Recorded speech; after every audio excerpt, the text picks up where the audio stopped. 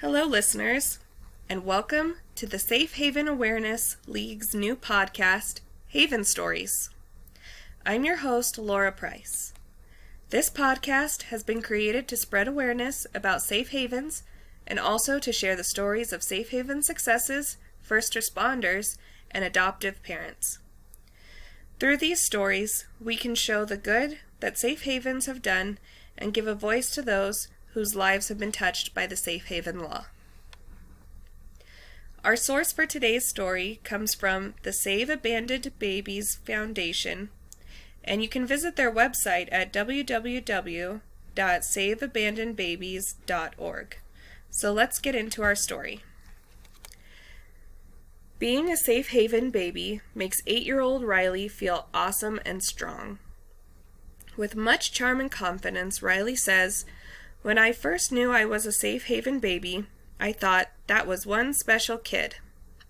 Cheryl, Riley's mother, said she hadn't heard of the safe haven law until that one life-changing call she and her husband received while waiting to adopt a baby. Cheryl remembers they had a baby who was relinquished in Chicago at a hospital, and they had called our adoption agency to place the child, and we were chosen from our adoption agency to be that family. So that was my first experience even hearing about the safe haven law, which was enacted 9 years before she was born. Riley happens to be Illinois' 64th baby saved because her biological mother knew about and chose to relinquish her to a designated safe haven facility. If I had Riley's birth mom here to talk to, I would have nothing but thanks for her and the amazing courage it took to do that. Ultimately, I think it's the right thing to do. It's the right choice for them to make, says Riley's dad, Sean. Both of Riley's parents say that because of the woman's decision to relinquish her child, their family was made complete when Riley was born.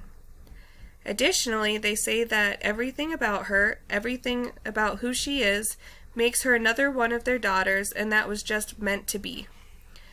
Gracie and Mackenzie, Riley's two 15-year-old sisters, wholeheartedly agree. Gracie says she's pretty fun.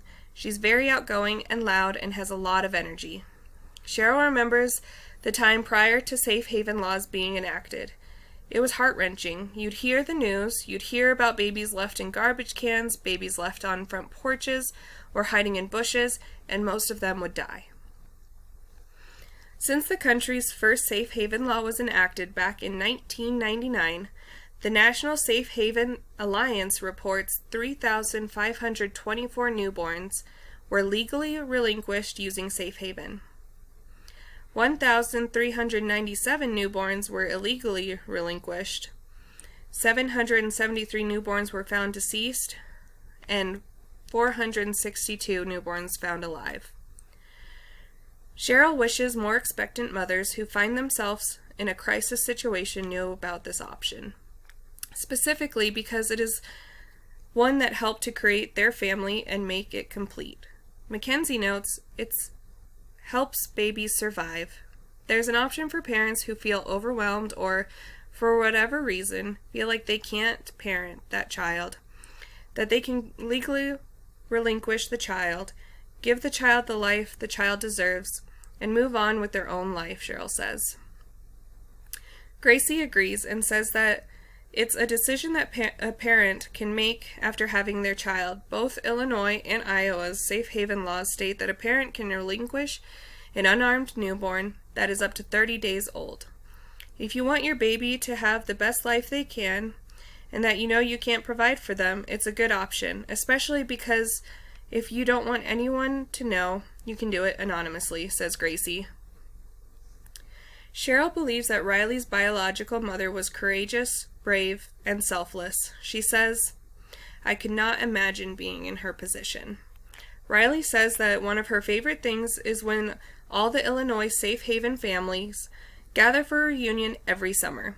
She fondly recalls this year's bouncy house and says that she loves most is when the other kids, some teenagers and some newborns, who have stories just like her. And that's whose photo you can see there is Riley. And that's Riley's safe haven story.